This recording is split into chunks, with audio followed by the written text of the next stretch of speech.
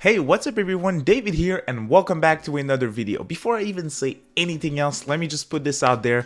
Don't take this video too seriously, please. I want to have fun and I hope you guys have fun watching.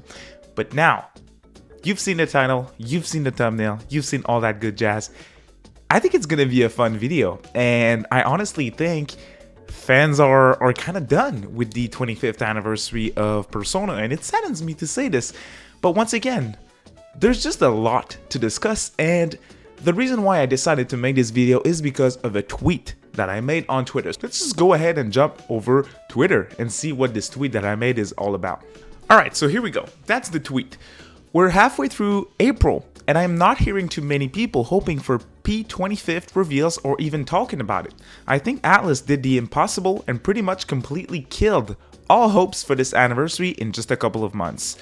Now, of course, this was just my take on this situation, and if you disagree with me, again, it's perfectly fine, and I encourage you guys to drop your opinion down in the comment sections below. Just please keep it civil.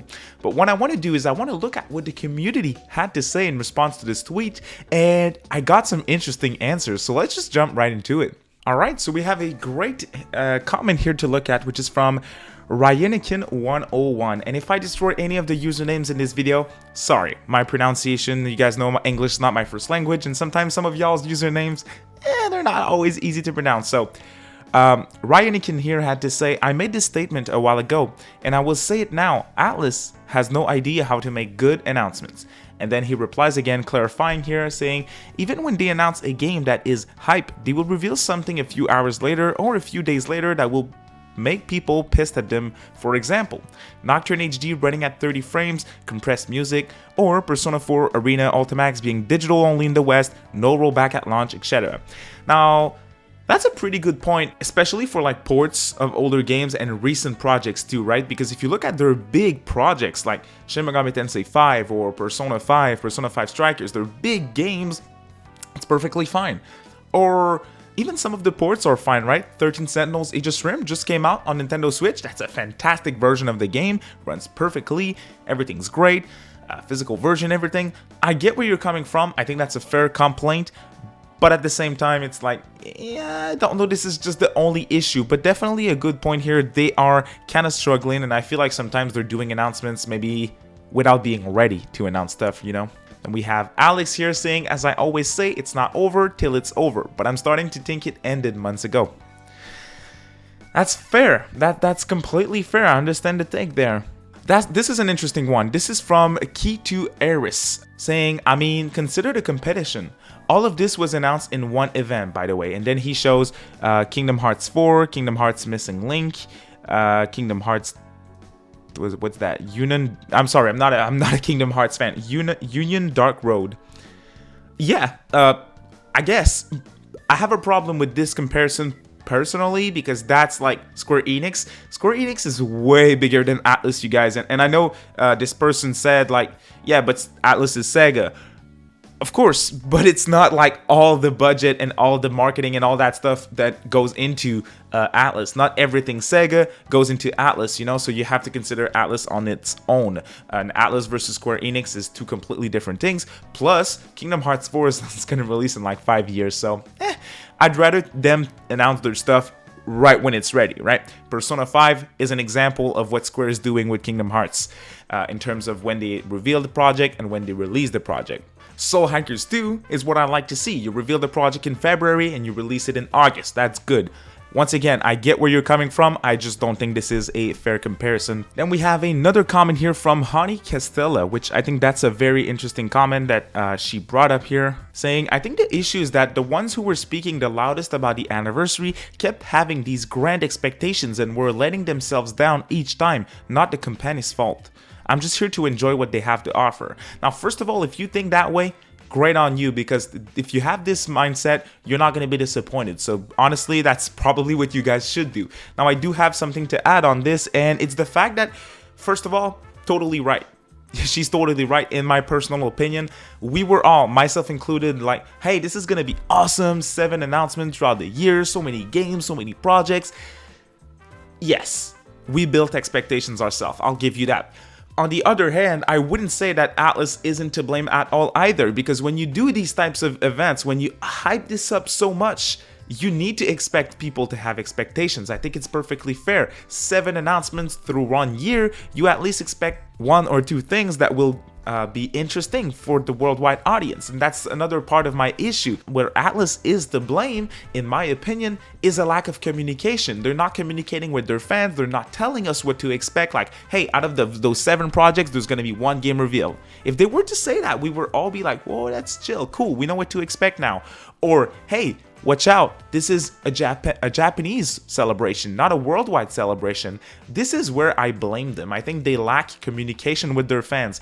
Once again, I get where you're coming from, and that's a very interesting opinion there. If you guys can think that way, you probably should, because I'm sure she's not disappointed. And as she says, I'm just here to enjoy what they have to offer, which, I mean, good. That's the right thing to do. We have another reply here from Dr. Scafandre saying, dragging this into 8 announcements was a massive mistake. Sounds exciting in theory, but in practice just caused burnout, especially when most of it are Japanese exclusive events and only 1 game so far. Again, same thing. It seemed extremely interesting at first, but nothing happened. For all these months, we're halfway through the anniversary, so people are disappointed. I once again think this is due to the lack of communications.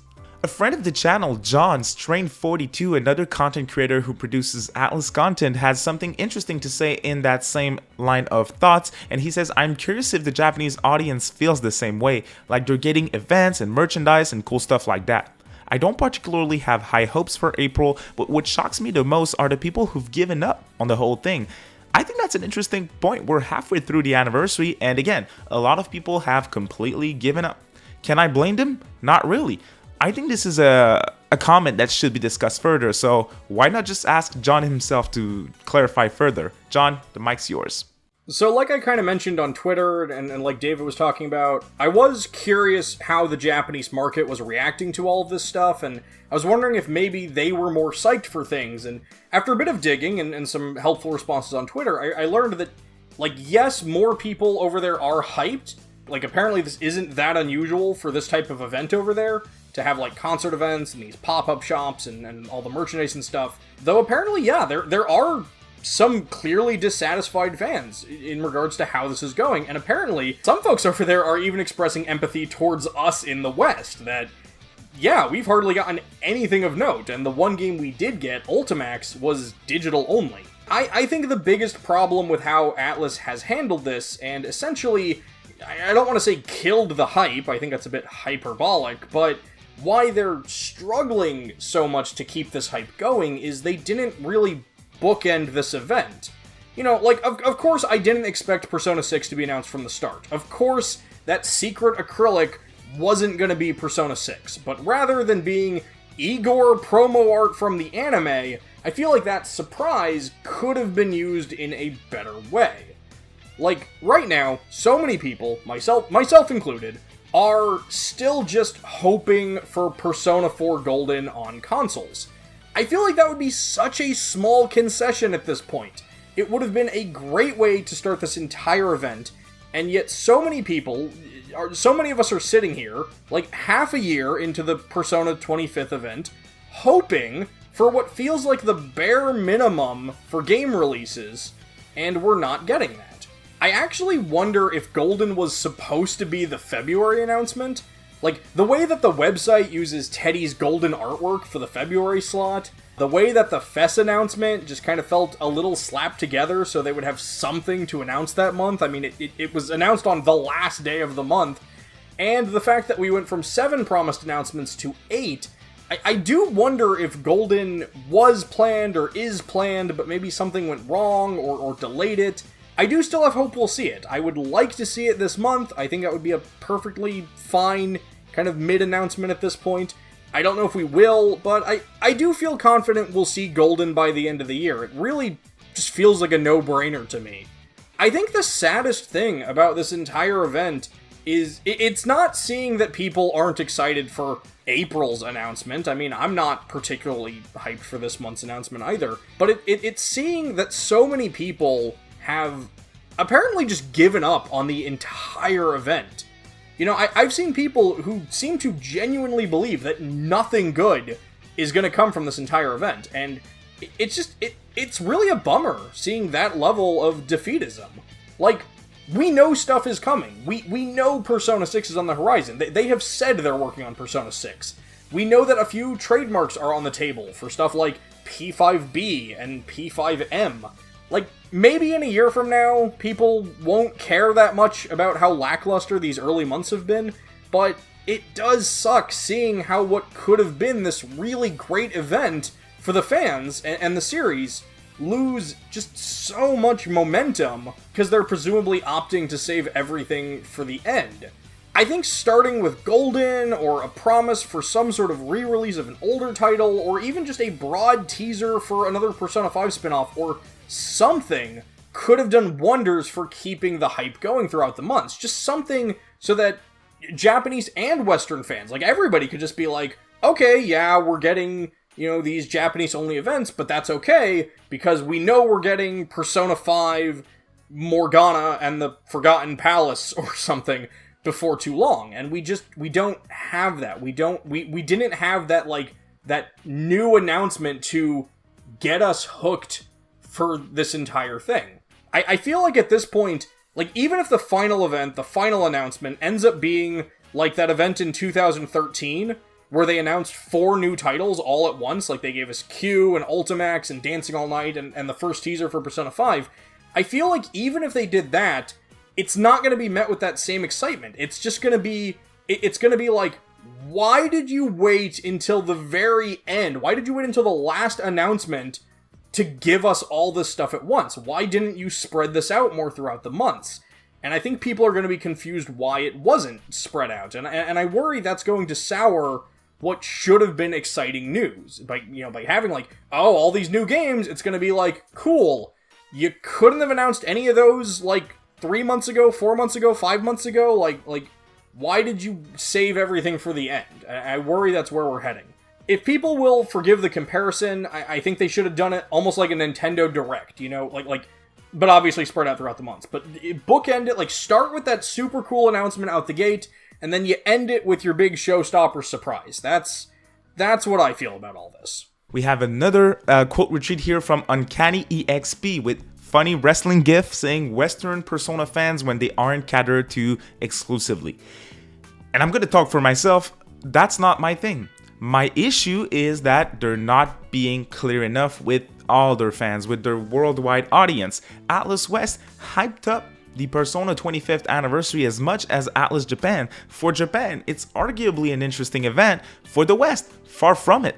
Is it normal for Western fans to react that way with the type of communication that Atlas OS is giving? I think so, personally, just my opinion. And we have another quote retreat here from Tropical Maku saying Atlas killed off the hype because they teased announcements that end up just being merch or Japanese only events. The type of announcements that don't need to be teased for months. Atlas is handling this anniversary for global terribly. I think that's a very good point. I mean, that's my major take out of this whole situation is, for what you guys are doing, you don't need months of teasing, right? Even before the anniversary started, they revealed what they were going to do with these 7 projects for Japan, which isn't necessarily for the West, apparently, which people all thought it was because, again, lack of communication. They hyped this up for 2 months before they even started it in September. So I really think it's lack of communication and the way that they're handling this thing, because if they said, hey, this year is going to be the 25th of Persona, look out, there's going to be some cool stuff throughout the year for the Japanese audience and the Western audience. There's going to be smaller projects here and there, and maybe with some good ones now and then. But when you're like always updating people every 2 months, you don't know exactly on which date they should expect the events and stuff like that, you're not being clear enough, and people are absolutely gonna build expectations. It's normal, we're a fan of these series, and when you're giving us all that new art and everything, people are getting excited. So once again, I think fans are to blame. I think the company's to blame for sure. And that's the most funny quote retweet in my opinion from Thanos on Twitter saying, I actually forgot we're even supposed to have an announcement this month. And the reason why I'm saying this is funny is because this is the comment that I got the most in terms of the replies on this tweet. Like, a lot of people are at a point now where they're done. They're like, hey, I either forgot, or I have no hopes anymore, or they killed my hype. I even saw that some people were kind of mad, like, hey, that's what you want to do with your anniversary? Well, F your anniversary. I'm not going to care for it anymore. It's maybe a little intense, but I cannot blame other Persona fans. Like, I know Thanos is a Persona fan. He's playing a lot of Persona games. He tweets about them all the time. He's a fan, and he forgot that something's supposed to happen this month in April. Can't blame you, my dude. Can't blame you. Then we have ya boy Psy here saying, because Kingdom Hearts 4 got announced, we forgot Persona was real. Right, I mean, for me, that's kind of the same thing with Soul Hackers 2, right? In February, this is when Atlus revealed for the 25th that they were going to have this physical festival in Sakura Town, Japan. And to me, it was like, oh, I don't really care anymore. It's Soul Hackers 2. That was my thing. So for him, it's Kingdom Hearts 4. It's the same thing, right? It's completely the same thing. See, another one here from Clone Minus. Not gonna lie, I completely forgot they were supposed to announce anything. So all of those tweets are saying one thing. They're saying one thing to me. And it's very clear that fans are disappointed for the most part. And I think it's fair to say that we built expectations ourselves. We were too hyped, but I absolutely think it's also fair to blame Atlus with their level of communications, which clearly isn't high enough in my personal opinion, and also the fact that they're not clear about who this anniversary is for. If I were a Japanese resident or Japanese citizen, I would be over the moon. You can buy some awesome merch locally. You can like travel just a little bit locally and have the real life-size statues of the main personas. That's awesome. There's Persona hotel rooms that you can rent. It's insane. There's so much cool stuff in Japan. And I don't know what the Japanese audience thinks, but if I were in Japan, I would be satisfied. This is what an anniversary is all about. Cool merch, all that cool stuff. For the West, if they were clear about what this celebration was for the West, I wouldn't be here recording this video. But right now, they led us to believe that it would be a worldwide celebration, and this is where we're at. So unfortunately, a lot of people are done with the Persona 25th. I can't blame you all. I'll still produce my little videos here and there talking about every single announcement, what we're gonna get, all that stuff. And I want to be clear, I myself am not done with this anniversary. I want to say I'm not a dumbass with actual expectations anymore with this anniversary, though. It's done. You're not going to see my face on thumbnails anymore, at least for the 25th, right? I'm not a dumbass with actual expectations anymore, but I certainly am still looking forward to what they have to show. I just am not expecting anything anymore because of what we had to go through. At the end of the day, it's video games, y'all. Don't be mad. Don't cry about it. Please stay respectful as well. And I hope you enjoyed this different type of video. I wanted to get my thoughts out there. I made a couple of videos on like the state of the 25th with Oziach. Recorded some videos myself about predictions and all that stuff. And the Persona 25th, for what it is, has been fun in my personal opinion. Thank you all for watching this video. I really appreciate it. If you want more content on anything Atlus, Shin Megami Tensei, Persona, first of all, make sure to check out Strain42 on YouTube. Awesome content. Check out his Demonic Compendium series, one of my favorite Megaton series on YouTube for sure. And thank you for joining me, John. Thank you all of you for watching this video. I really appreciate it. Subscribe to this channel as well if you want to. Links to John's content is in the description below, and have a great day, y'all. See you next time.